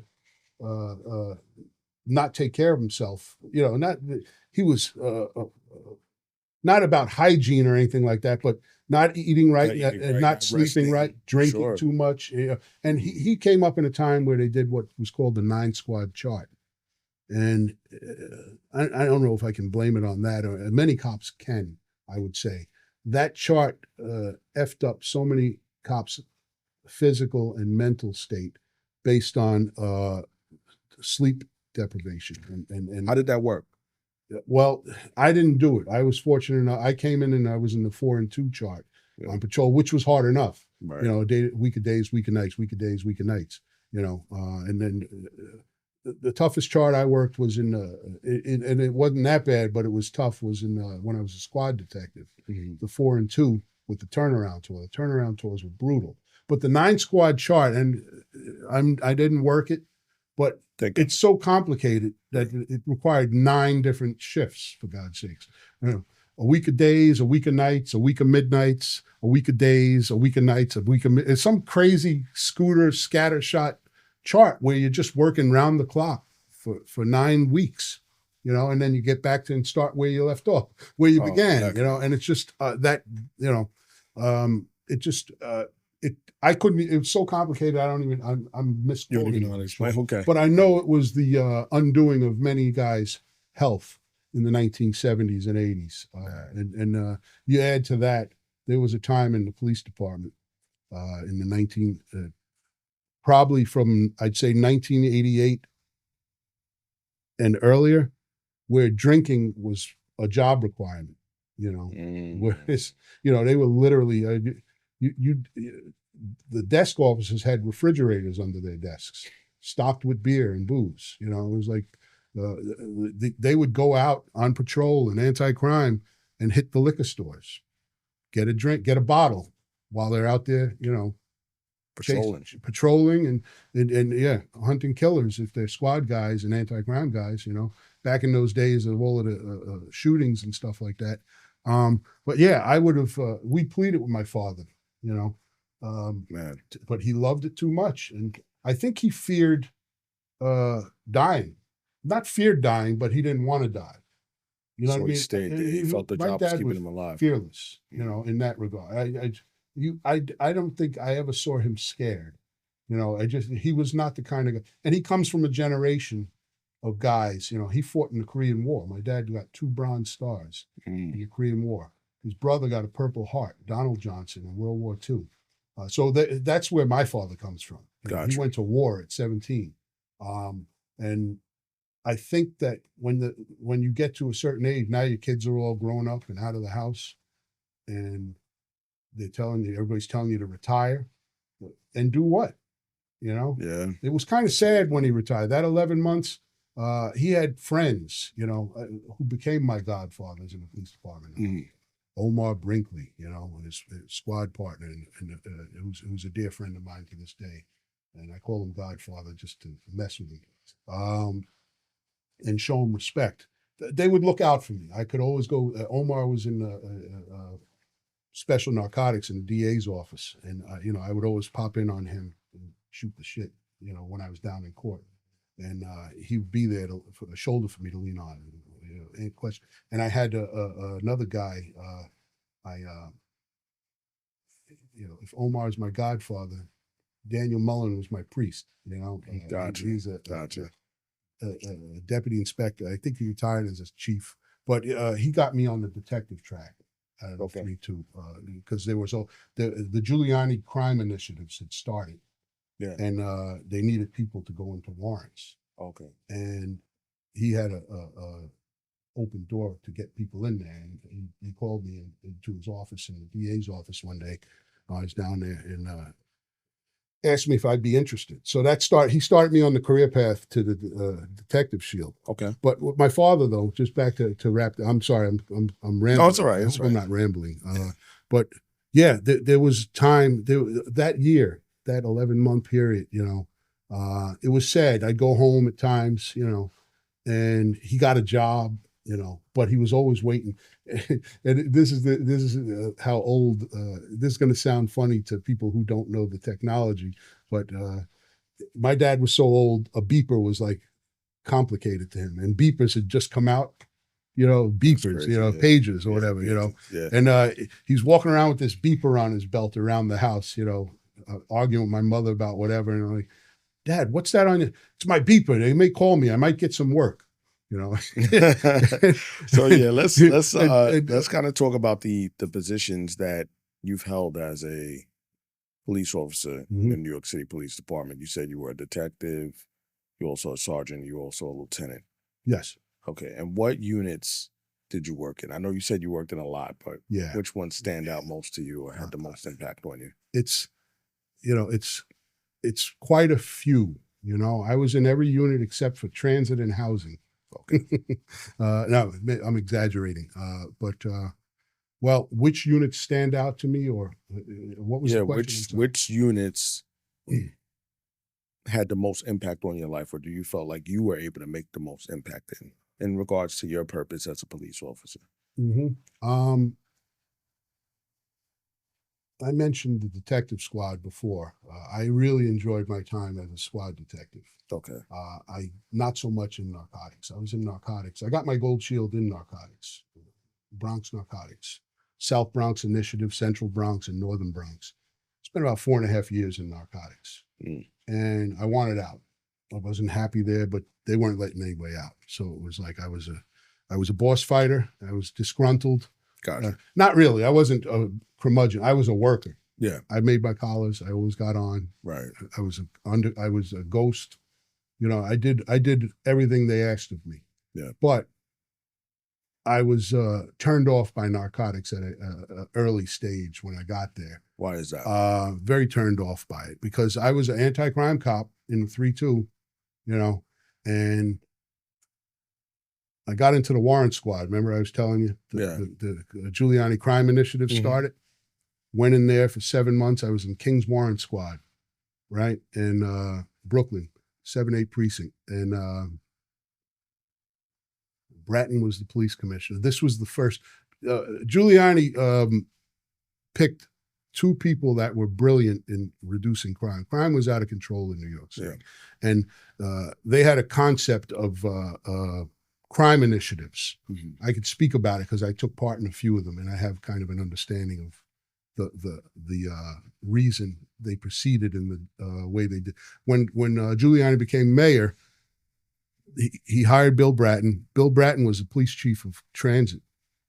He was a Boston guy and became police chief of the transit police department in New York City. Yeah. It was a separate department. I believe Ed Koch might have hired him, or was it Dave Dinkins? Probably Ed Koch or somebody in those administrations, whether it was in the MTA or whoever, made that call. But Bill Bratton was a police chief, polished Boston guy, and they were he brought morale back in the transit police, got them new uniforms, got them their Glocks, 9mm, away from their revolvers. Anyway, the interview process went on, and Giuliani chose Bratton, and Bratton brought with him a brilliant criminal mind investigator. Jack Maples was his name, and this is common knowledge. But they brought about the crime statistics accountability regime in the police department. And with that, they had on their table of plans, the planning table, crime initiatives. What's plaguing New York the most? How do we attack it? And I think what it was the first thing they decided was I think there were over 250,000 fugitives roaming the streets in New York City at this point in time. And don't get me wrong, when I say fugitives, people hopping the turnstile, don't go back to from hopping the turnstile to murderers were wanted in New York. Right. So the first initiative was the warrant initiative. They packed in people, police officers into the warrant squads to attack that number of warrants. That was a great experience. I liked the warrant squad. Okay. I was there for 7 months. I was doing warrants in the precinct in the 3-2 at the time. My lieutenant put me there because he knew I was had the interview for warrants, and I was working with the 2 warrant guys in the 3-2. I was the third wheel, and I learned a lot from those 2 guys. John and Danny, and I got hooked up and put into the warrant squad for 7 months or so. And then they looked at the budget and they're like, yikes, we can't promote these people. Send them back to patrol. They didn't want to promote detectives. I only had 7 months. You needed 18 months. But so it was one of those things where they send you back to patrol. I end up back in the 3-2. Embarrassing. Like, oh, look at him. He's back. I was happy in the 3-2. My best years on the job were in the 3-2. As far as a cop, I learned how to be a cop. Worked with some great people. Had some good mentors. So my patrol years into the 5 year, I have a chapter in the book, 5 years in Harlem. I'll spell all of this stuff out. But what happened was they switched initiatives now. Okay, we chopped out away at those warrants. Now it's like, what's the other problem? Drugs, the drug trafficking and the crack epidemic. So they packed people into to the narcotics division. And before we left warrants, they gave us the interview for narcotics because we had, we were investigated, and it's like, you're interested in going to narcotics? That's an issue. So we all took that interview. I go back to the 3-2, there for a few months or whatever, and hey, you've been transferred to narcotics. Go to narcotics. When I say I wasn't happy in narcotics, I went to narcotics, and I'm working on the Shield. I spent about a year in narcotics, and then coming up on my promotion to 18 months, they get cued again with they don't want to promote us. And they make us sign a waiver to either stay in narcotics or we got to go back to patrol. And the waiver said, you sign this waiver, you stay here for another 2 years, and you don't get your shield, and you could pursue your shield somewhere else after 2 years. They're trying to keep you in that role, doing buy and bust, and Right. the dirty work of narcotics detectives and cops. And I was like, no, I'm not signing the waiver. They were pleading with me to sign the waiver. I went before an inspector, the CO of the whole division in Brooklyn. He's like, I don't know, kid, you think this is the only game in town. You want to be a detective, right? I said, yeah, but 2 years more of this, I don't want to do this, and he thought I was crazy, and they sent me packing back to the 3-2. I had 17 months investigative time. I was a month away I was one of a handful of people who stuck with the unions. Jack Healy was the vice president. Scotto was the president of the DEA, and they were advocating for us not to sign it. So I stuck with the union, and I went back to patrol. The union fought that waiver and won because the waiver was written in, and people were forced under duress. The courts ruled that they had to take us back into narcotics and promote us, And so I was in Brooklyn South Narcotics at that point, and I lived in Queens still, and it was like, all right, you won this one, but you're gonna pay a toll now. They shipped my ass to Bronx Narcotics. Oh boy! So I had to pay the toll, which was a bit of a headache financially. But why I didn't like narcotics, or why I was I wasn't happy. I went back to narcotics. I was going to get the shield, in a month or two possibly, but I didn't want to do narcotics anymore because they had it was just wasn't for me. I wanted to lock up. I went there disillusioned, thinking we were going to be, Tubbs and Crockett, Miami Vice, getting cartels and Right. obviously not cartels, but looking to take down, mid-level or at least dealers. Yeah. And that work was being done. There were times we did good work like that, but overwhelming majority of the work was, taking down junkies and potheads and just filling the van up with, it just was not. It was not a good. Some guys loved it. I wasn't one of them. I was active. I made a lot of collars. Yeah. I gave a lot of breaks. Before the boss would get there. Get out of here, kid. Right. I mean, they would want you locking up. You could get, especially in Queens narcotics. They would want you to wait till they passed the joint around, so you could lock them all up. Yeah, and they were talking about 17, 18-year-old kids, putting them through the system for a joint, ruining their records. Yeah. So that was the norm, and there were great cases. There were good collars, but there was an abundance of that type of shit, and I was not with it, and I made every boss I worked for, if they were they're honest, they'd tell you, he's not lying to you. I didn't like it. I would always go to the undercovers before we went out and did buy and bust. Hey, if you're going to make a buy, I'll take as many collars as you give me, even some peas. But please make some buys. I want to take some dealers down. Yeah. And I worked with some really good undercovers who would make buys, but then there were undercovers who couldn't make buys. So it wasn't their fault. It was a miserable existence. So they walk around and put over people smoking all day. And you'd have 8 prisoners in the van for weed smoking. Yeah. And maybe one dealer. Right. So it was just it was just dirty work. Okay. And I didn't like it. And I was trapped there for close to 5 years. Gotcha. So that would be a place where I, wasn't happy. Okay. So what I did want to ask you is, you were in the Brooklyn Child Abuse Squad. Yes. Correct. And that was at what rank? I was in the 107 Detective Squad for 2 years, the 9/11 years. 9/11 ruined everything. And I'm being sarcastic.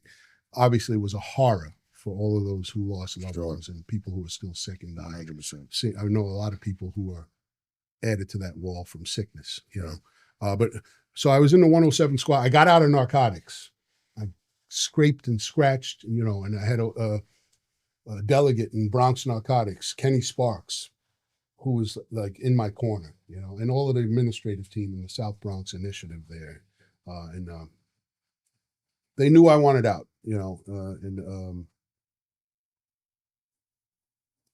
an opening popped up for the detective squad.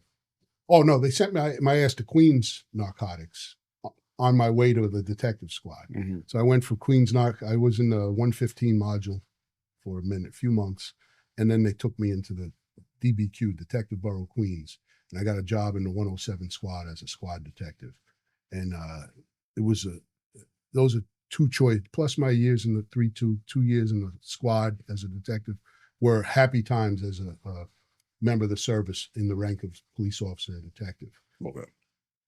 I was told, oh, I studied. I was, I had my father, on my shoulder. You're supposed to be studying. Remember, you're going to be a boss. And I was a management student. I had a degree in business management. So I wanted to be a manager. Part of my reason to going on the job was to climb the ranks because I was in the private sector and I realized, wow, in the police department, that whole bouncing thing and, trying to be a salesman and all that, I was like, when you don't know anybody in corporate America and you're not the best at whatever there's a glass ceiling for you. Sure. Women coined that phrase, and I'm just piggybacking for a second. You get stuck, and it's like, yeah, you ain't getting up here, bro. You stay down there doing all the work. In the police department, you can be an executive at your own hand. Right. If you could take 3 tests. If you can pass the test. Correct. And so I was a little cocky in that. I was like, I'm a college man. I can take 3 tests, Yeah. And I studied for sergeant, and I failed my first sergeant's test while I was in Brooklyn South Narcotics. Devastated. I thought I was a shoo-in. I overstudied. Neither here nor there. I passed every other test I took. But I always had my father's voice in my head, that I had to study and I had to be a boss for myself, but also, to fulfill, my dad wanted me to be an inspector. I'm like, shit. Let's start with sergeant, Right. One step at a time, yeah. literally. So I made sergeant out of the 107 squad. Okay. I was a detective. I made sergeant. And then I ended up on patrol for 2 years in the 106 precinct. They kept me in Queens, DBQ people, the chiefs there, because they wanted to bring me back into the squad as a sergeant. I'd made good friends in management in Queens, and I had a good shot at getting a squad in Queens as a sergeant, And so I end up on patrol for a couple of years, and I start getting phone calls. Hey, Rob, now's a good time to put in. Now's a good time to put in to get back in the bureau. We're going to have one of the captain who's in control of the zone in Queens. It's going to be on the panel. Go to the panel, and they're going to bring you, They were telling me there was an opening in the 108 squad. That's Long Island City. Yeah. I would take anything. I like being a detective. I like being an investigator. Being the boss of investigations was I wanted to get back on the investigative track. So I went for the interview in the panel, and as the story goes, IAB gets the first pick on anybody that they deem they want, who goes through the panel. It's captain from IAB, captain from the Detective Bureau, captain from OCCB, and yada, yada, yada, whoever else picks investigators. And IAB always gets the first pick. Here I am. I'm a sergeant now. I was a homicide squad detective. I was making collars for homicides and stuff like that. I was a narcotics detective. I had a hell of a jacket as far as resume for a young cop. Now I'm a sergeant. It's like I had no choice. I had no chance of getting out. IAB picked me up. So I did 2 years in IAB. To the day I was allowed to get out of IAB, I put in my papers. And the captain there, he's chief now.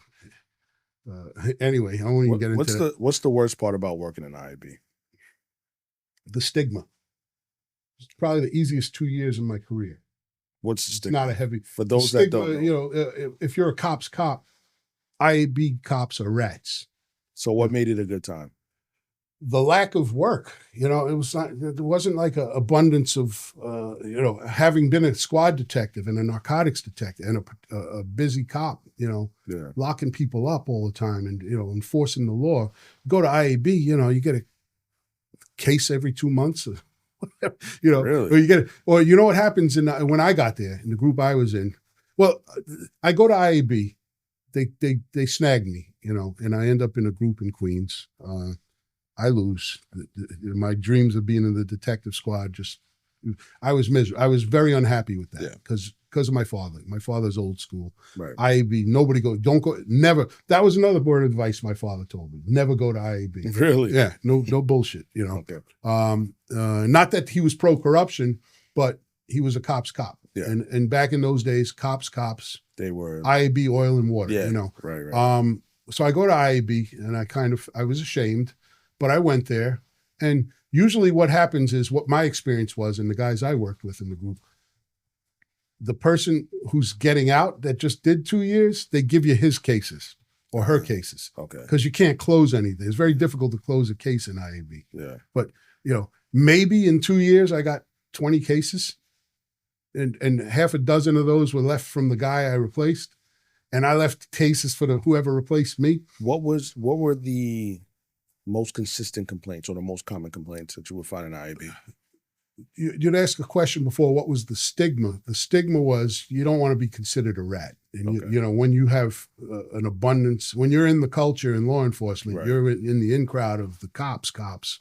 Now you're in IAB, your friends are looking at you like you ain't their friend no more. Right. You lose a lot of, other than your closest relationships with genuine people, you lose a lot of friends, The most consistent cases in IAB that I was in our general group covering a patrol commands. The most consistent cases. Or the most common. Yeah, no, that's a valid question. I want to be accurate, though. I haven't thought about that. Property cases. Property. Yeah. The Like cops stole my wallet. The cops stole my phone. The cops stole my jewelry. 8 out of 10 of those cases, it's sitting in a desk in the cop's office somewhere, or in the cop's locker. You never went back to get it. The cop was too lazy, didn't voucher it. It's not always theft. Every now and then you come up with misplaced. Yeah, it's just handled improperly. Okay. They didn't voucher it. Right. It's sitting in the desk.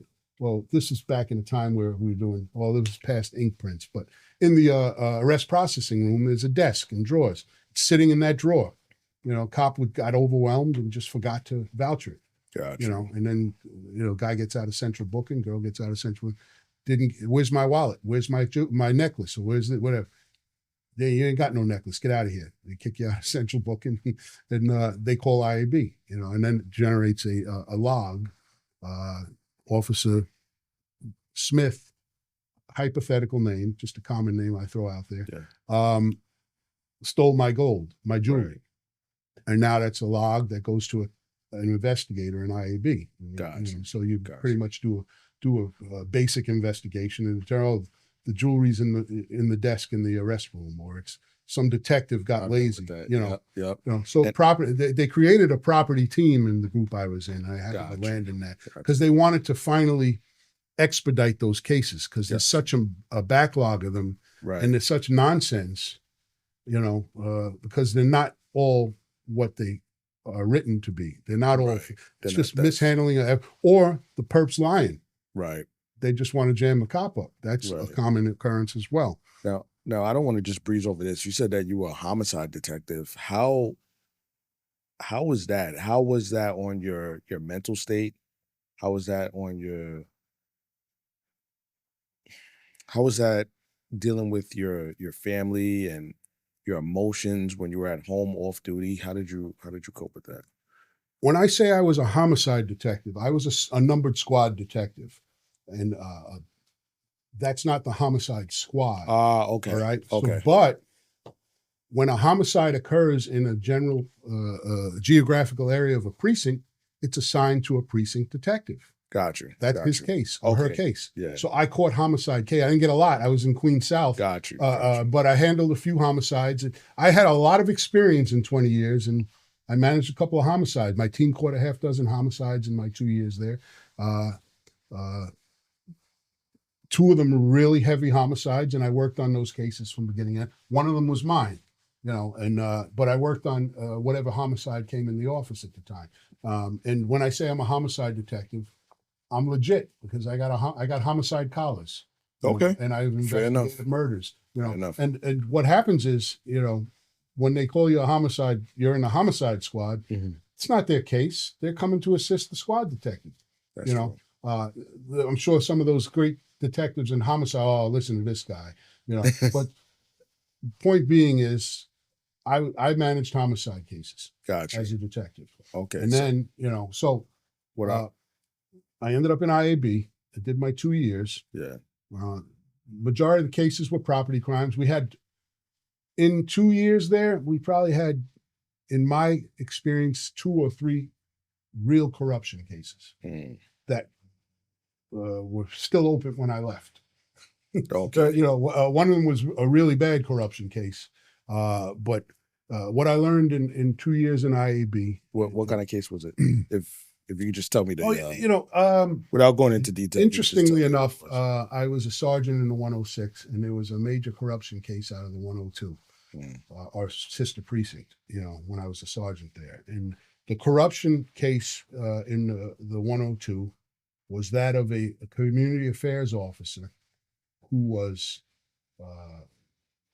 severely corrupt, whereas he was literally working the community as if he was their personal bodyguard, police officer. That whatever they needed, they paid him. He got it. Apartment plaques, permits for sound permits, whatever he could sell, he was selling. Interesting. And it went on for years. I'm not going to get into his name, but I worked on that case, and that was an interesting case. What I learned in IAB is, and maybe it's just from the view I had as a lowly sergeant there. Nobody can make a decision in the command level, executive command level. Whereas as a detective in a squad, I was making arrest decisions weekly. Interesting. Arrest, don't arrest. It's up to me. Got you. IAB, you get probable cause or something like that. There's corruption, all the way up to the police commissioner or all the way up to the chief of IAB. And they'd sit on it because they were trying to probably avoid scandal and trying to get more evidence. And it just, some cases would just fester.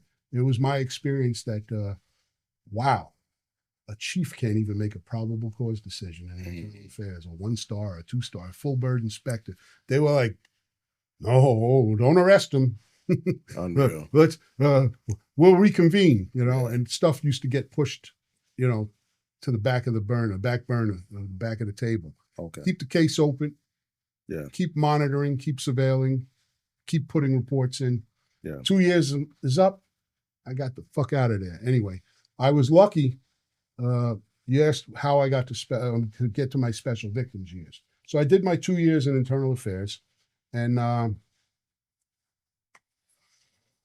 I had the fortune of a colleague in internal affairs. He was actually a boss. He was a lieutenant, a very friendly lieutenant of mine in my time in IAB. He happened to be in the building. He had made captain, and he was called in. He had a case he had to go to court on, so he came to review a file from his time in IAB, something like that. And word got around that Bobby's trying to leave. Bobby Johnson, that's me. My dad called me Bob, and some guys on the job, it started to go around on the job. People call me Bobby. I guess it's just a Robert thing. Yeah. Bobby Johnson, Bitter Bob. That's what they called me in IAB because I didn't want to be there. That's funny. I forget who coined that name, but anyway, he comes in and he finds out I'm trying to leave IAB, and I have my 2 years are up, like in that month. He's like, Bobby, you interested in going to special victims? And when I was in the detective squad, I took the special victims course as a detective. Yeah. So I had that training. I was a squad detective.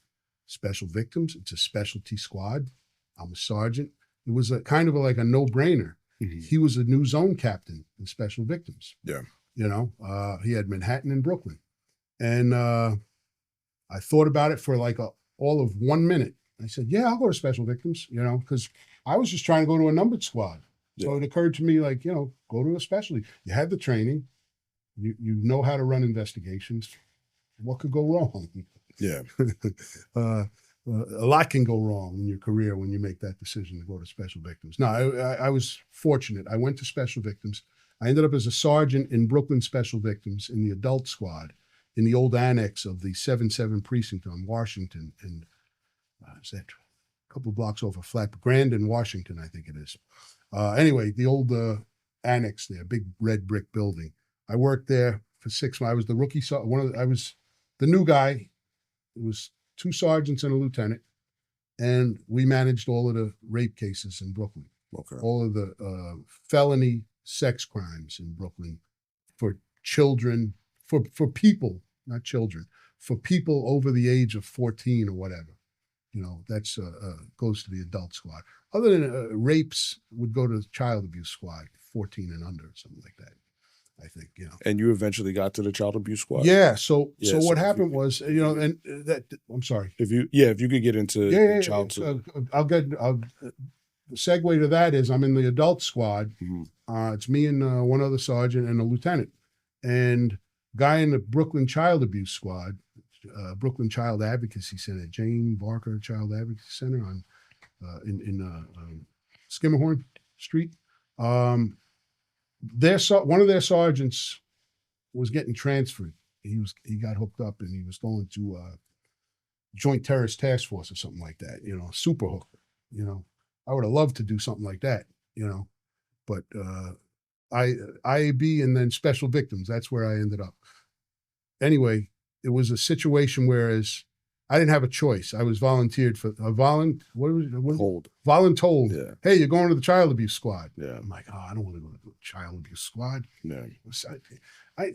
I wasn't thrilled at the building I was working in, but I didn't want to work child cases. Right. I was okay with reading. I was a case editor. I read cases, sign them, fix this, fix that, sign. Change this, change that. Go lock this person up. That type of management decisions. I was content staying there.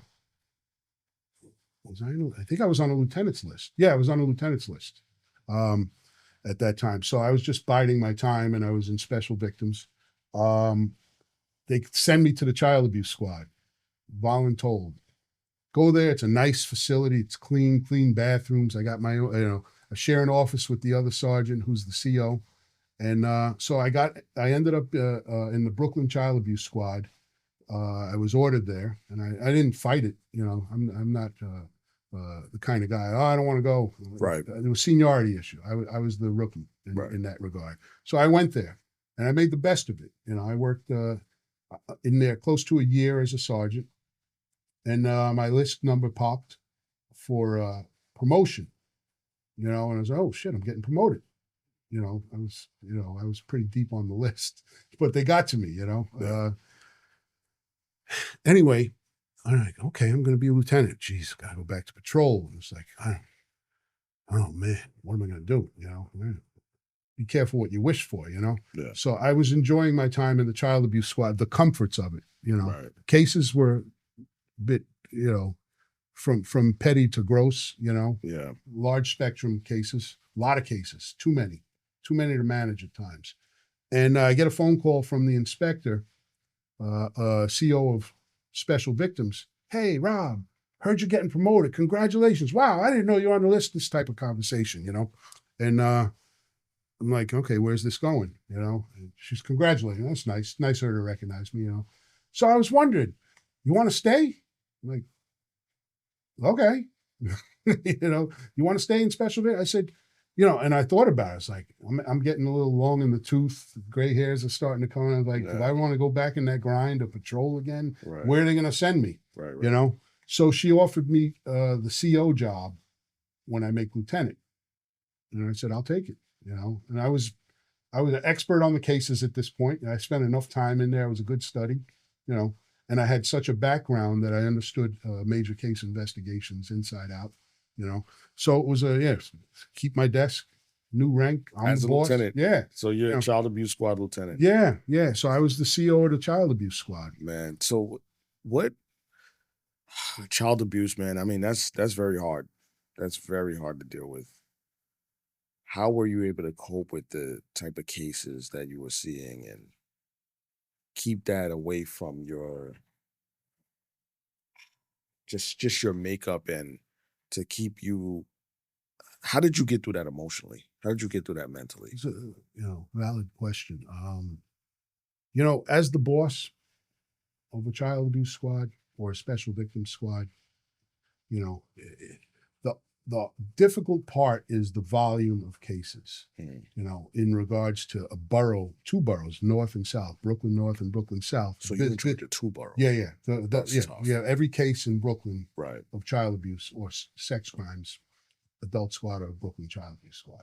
So whatever made our category from every precinct in Brooklyn was our case. The difficult part for the boss is, I had anywhere from 8 detectives and 2 sergeants to 22 detectives and 2 sergeants, Yeah. or 8 detectives and 1 sergeant working with me. Yeah. Feast or famine with resources. Right. On the worst days, where retirements were up and they weren't giving us resources, I was down to 7 or 8 detectives at times, Right. and covering all of those precincts, we were just buried in cases. And what's difficult about that for the boss is I'm accountable for every case. I have 8 detectives. Each one of them has their own caseload.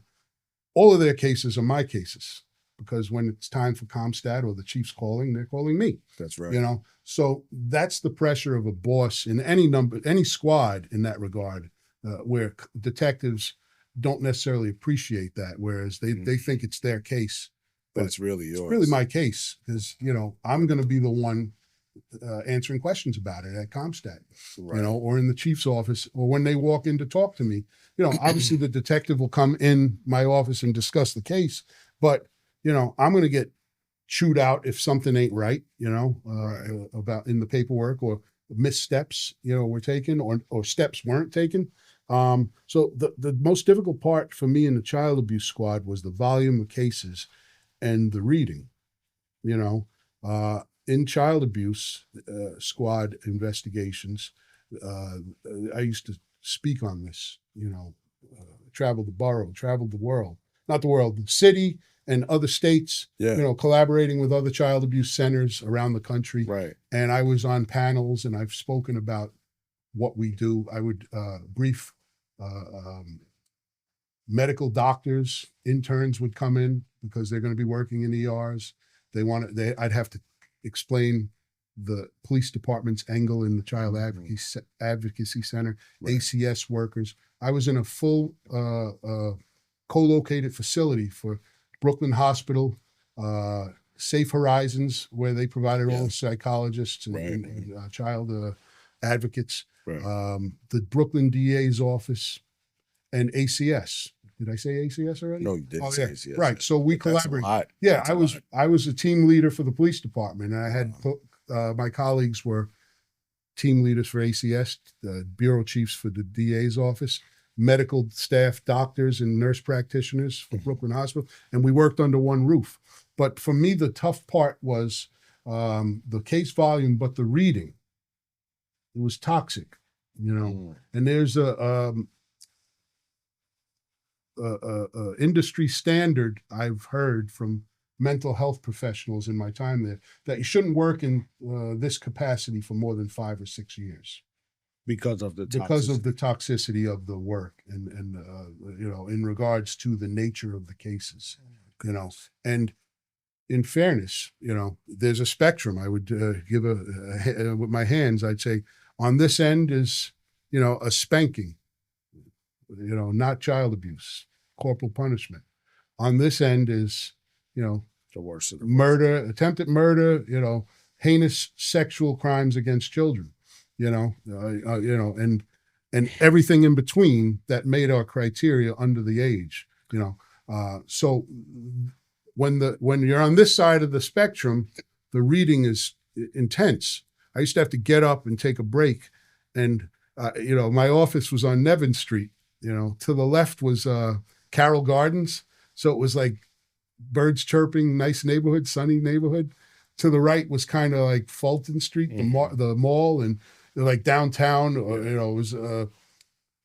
It was Skid Row compared to Carroll. So I'd come out of the building on certain days, like, on Skid Row for lunch today, or the birds. Let me go for the bird. I had a rough day reading cases. Yeah. So the cases, the reading, the toxicity, I was, in that capacity, the sergeants and I, or when I was a sergeant there, you're reading this stuff and you're editing it. You got to, all right, take this out, add this in. You're trying to make the cases solvable or closable. Yeah. So you can, on to the next one. And so when the cases are really gross. Yeah. How many times are you going to read this over and over, right, and give instructions on it, and then you got to, deal with the arrest situation, right, and counsel and be there for your people. That was the heavy part of it for me. As a father, seeing cases like this, how did it affect how you operated off duty with your kids? Were you more vigilant? Were you more protective? You know, I think it's a job strength when you're able to not personalize stuff into not my family, you know, or whatever, you know. But then you come to find out, shit, something happened to my kid, you know. Yeah. You know, so you can be as big as, you know, a mountain or as small as an ant in regards to, you know, your position in any scenario. Right. You know? So with my own personal experience, um, as far as the gross stuff, I wouldn't let it enter my mind in regards to my kids. When I got home, when I moved out to Suffolk County in the Fresh Air Fund, you know, it was daddy's home. Let's go to the park. Let's go to the beach. And you were able to I block put it that all out. out of my head, you Man, know, that's amazing. and I had to do that because I couldn't. And that's the reason why the 5-year thing is important, I think, because Correct. there are certain cases that are burned in my brain right now, Mm. honestly, that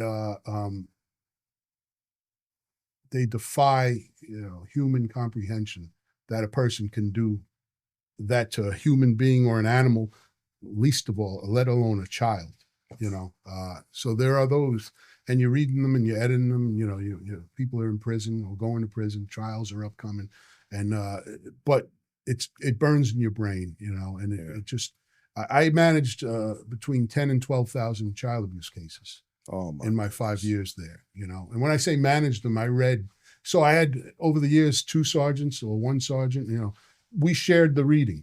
You know, I was a reader and an editor. They were readers and editors, and we gave instructions. So I would argue I probably read over 5 or 6,000 cases. You know, in What my time there, in you know, as the CO. what are the most common themes when it comes down to child abuse victims, the more heinous crimes? And what I mean by that is, what are some of the signs that you may see or the commonalities that you may see with the parents or with the adults or with the suspects? Anything that the common person, the civilian, or even us as police officers, as parents, that we can keep a lookout for? Right. So I'm out of the game for 14 years now. This June, I retired. Behavior doesn't So, change. yeah, yeah. I don't want to. As far as behavior, I can speak on that, but protocols and things of that. I don't know what's going on in there now. Um, offenders can be anybody. You know, siblings, cousins, uncles, fathers. You know, teachers, janitors, coaches, you know, anybody can be an offender. Strangers. I think the most serious cases in any special victim squads are the stranger cases, because if you have a victim, in particular, child stranger cases, you know, kids being pulled into alleyways on their way home from school, on their way to school, pulled into the old rape van story. Those are, you know, those are legit. You know, the term rape van, you know, as it's kind of like a joke. Oh, why'd you buy that rape van? You know, making fun of your friend who bought a commercial van because it was cheap. You know, there are stories, you know, in cases of, you know, advice to parents is vigilance and supervision of children. You know, I mentioned before, a Gen X guy. Yeah. I was born in 1966, and I was unsupervised after school through college. I was the youngest, you know, and speaking personally on my story and just knowing that same thing for my friends, you know, we were out in the streets, you know, like just, you know, so parents fail to supervise their children. The children can be victimized really easy. When I was a kid in the projects, there were kids being dragged into the abandoned post office and molested by bigger kids. You know, they had kids coming out of jail molesting kids in the projects. You know, parents didn't know anything about it, but dad's at work, mom's at work, or whatever. Come home before the lights turn on in the street. You know, stuff happens. You know, So so you vigilance and supervision of young children through adolescence and through high school. You want to know where your kids are and what they're doing. But now you have the dynamic of phones. Right. What do That you just think about that? complicates everything. That complicates it even more. There are so many more ways to victimize people and children based on technology now. Yes. So you would say most victims, it's been as a result of lack of supervision. I don't want to, this is not to blame parents or guardians. You blame the perp. You blame the offender. Right. However, in preventing and deterring future occurrences, my advice would be to have a plan to know where your children are and when they're supposed to be there. And if they're not there, why are they not there? And get involved. Yeah. Kids find themselves in precarious situations when they're unsupervised and they can, trust, oh, that guy's nice. I walk by his house every day and he waves at me.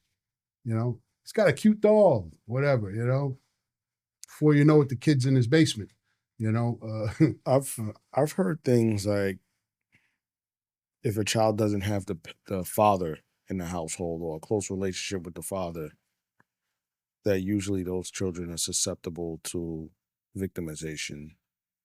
Have you seen that as a common occurring thing? I think I couldn't generalize on that. Okay. I think a good, strong father and mother or two parents is obviously best for a child's development. Healthy two parents raising them and there for them and supporting each other. Dad can't be there. Mom can't be there. Dad can't be there. Mom's there. And vice versa, Right. whereas you have a support system. So therefore, single parent homes, children are left wanting at times, for sure. Gotcha. Moms in particular are overwhelmed, single moms, trying to work two jobs and keep the lights on, roof over it. So kids go unsupervised. So yeah, there is definitely a risk factor there. Yeah. With regards to lack of support. I think a strong dad is vital in child development and rearing, and raising. What was the most fulfilling part about being in the child abuse squad as a commander? Special victims is a difficult, the difficulty in special victims, cases aside, is the starvation of resources in my time there. So I can talk, I just need to mention this because it's important. In my days, special victims, I don't know what it is now. It was a division. Yeah. Special victims division. And a division within the Detective Bureau. So in that category as a division, it's kind of an island satellite, right? And there was a lot of resentment and dislike of special victims from the Detective Bureau around us and the patrol bureaus around us. But just being a subdivision, investigative division of the Detective Bureau, there was resentment for us in special victims. This is why I say maybe it was not the best thing I ever did as far as career move. They dislike you, I would say hate us in special victims because they feel you're shit canning case, not shit canning, but not taking cases you should take. Gotcha. But we have a strict criteria for cases to be assigned to the Brooklyn Child Abuse, any child abuse, or the Adult Special Victim Squad. If it doesn't make that category, we don't take it. And that would bring, wait a minute, it's a sex crime against it doesn't make our criteria. I won't get into all of the criteria, but I only have a certain amount of detectives and I've got every precinct in Brooklyn South and Brooklyn North. So we have to be strict and take the worst cases, and that would go over like a lead balloon to a detective in a squad who's got 2 homicides he's working on. And now he's got, a groping case. Right. That doesn't make our criteria. Gotcha. And what do you F special victims? They don't take shit. Gotcha. So anytime I'd go to Comstat, anytime I'd go to borough meetings, anytime I'd go to the chief's office, and be involved with my peers in the detective bureau, the bosses, but the executives mainly they'd make fun and they'd mock me or mock us. Yeah. You know, oh, look who's here, the special guys, Right. whatever, you know. So there was that was very difficult, you know, and I felt like I was on an island, and I felt that they were always pulling my people to help elsewhere in special victims, but we weren't our priority. And to get people, and you want the right people in the child abuse squad. Right. I would get damaged toys at times. Gotcha. Like, oh, he messed up over here. Put him in the child abuse squad. Gotcha. Well, maybe he shouldn't be interviewing children if he's stressed out about something going on in his life. You know, so there were decisions like that that were problematic, to say the least, that made my exit to retirement easy. Personal reasons, wanting to be with my family, but when you're in special victims, in my capacity, in my opinion, my perception, I was due for a promotion to get the squad commander's designation. Yeah. I left. I had about 4 or 5 evaluations in a row that recommended me for promotion. And I was close, but they always had somebody to put ahead of me. So I never even asked. Yeah. You know, I was making good money. I was the boss. I got promoted on my own. I took those tests and I'm here. You know, if you want to sprinkle a little extra on it and hook me up and promote me, fine. But I left, you know, for many reasons, personal, but the job in particular, when you're in my capacity in the Special Victims Squad, lateral movements were not possible because Detective Bureau people didn't like us. So I couldn't go to a homicide squad. I didn't want to go to a homicide squad. You'd asked me about that before. Yeah. I enjoyed the thrill of the hunt and investigating murder cases, but to do that in the homicides every day, that'd be just very morbid, very dark. I didn't want that. That would have played on me worse than child abuse. Yeah. So I didn't want to go backwards to a numbered squad. Right. I didn't want to go back to IAB. Yeah. And I didn't want to be remember I said that my dad was saying I should be an inspector. Yeah. When you get to my position, you see the job of captain, you realize what an awful job it is. Yeah. So where did the fulfillment come into play? With special victims, I'm sorry, with the child abuse squad. Fulfillment was working collectively with the other heads of the co-located team members, you know, successful cases, seeing children thriving in the playroom and, you know, being coming to we'd have a child abuse awareness month. We'd have a fair. Mounted would come, you know, motorcycle would come. You'd see these victims and the detectives and the social workers, you know, kids happy. You hear the sound of children's laughter, and some of these kids in that little square parking lot had been through the ringer in cases, and I knew some of them specifically. And I'd look at these children and see them smiling, and feeling loved from the colleagues of mine, the incredible professionals, the detectives, the ACS, CPS workers, and the Safe Horizons social mental health professionals, the forensic interviewers, watching them interact with the children and hearing kids laugh and knowing these kids are victims of heinous child abuse was fulfilling. That's beautiful. That's beautiful. But it was enough. And it was like, I didn't want to go anywhere else. Okay. And I had that on my shoulder with my father. I wanted my father to retire. And I had a plan. I was like, you know what? The pension portion of your title here is relevant in decision making, you know, and you work towards making that number right. And it's like, why would I stay? You know, the whole world is out there waiting for me. That's right. You know, the problem in retirement is when you can't find a purpose and you're stuck and you're like, did I make the right decision? And then it's like, if you don't pivot and say, I'm going to find something I like to do and do it. And with that being said, I want you to introduce the audience to your book, your most recent book. Oh, sure. Thank you. Yes. This is called The Wise Detective and the Sunrise Reaper. Okay. It's a crime thriller. It's a sequel to my book, The Bebop Bouncer, A New York Tale. Okay. A tale about Sum it up a little more. Yeah. a tale about a nightclub bouncer, bebop bouncer. Let me What's your other one? fancy cover here. All right. You know, here we go. artwork. Nice. So I've written 2 crime thrillers: Okay. Bebop Bouncer, A New York Tale, and The Wise Detective and the Sunrise Reaper. This highlights a young nightclub bouncer named Ray Stone.